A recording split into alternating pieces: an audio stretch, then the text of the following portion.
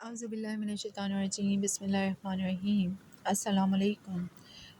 توبہ کے راستے میں حائل رکاوٹوں کے بارے میں آج میں آپ لوگوں کو بتا رہی ہوں کہ توبہ کے راستے میں کون کون سی رکاوٹیں حائل ہوتی ہیں۔ توبہ صرف ایک لفظ ہی نہیں ہے کہ جس کی ادائیگی کے بعد ہم یہ کہنے لگیں کہ گمان غالب ہے کہ میں نے توبہ کر لی ہے، بلکہ جب آپ توبہ کریں تو صدقے دل سے توبہ کریں اور اپنی توبہ کو سچ کر کے دکھائیں۔ ہم توبہ کیوں نہیں کرتے؟ اگر اس سوال کا مختصر جواب دیا جائے تو وہ چند نکات میں اس طرح سے ہوگا کہ ہم پکی سچی توبہ اس لیے نہیں کرتے کیونکہ ہمارے اور ہماری توبہ کے درمیان متعدد رکاوٹیں اور مشکلات حائل ہوتی ہیں۔ ہماری توبہ کے راستے میں تقریباً 7 بڑی بڑی رکاوٹیں ہیں۔ پہلی رکاوٹ کیا ہے؟ گناہ کی چاہت۔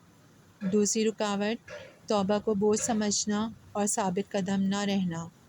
تیسری رکاوٹ ہیلے اور بہانے۔ چوتھی رکاوٹ عطا ہونے والی نعمتوں سے دھوکہ۔ پانچویں رکاوٹ شرعی پابندیوں سے ڈر۔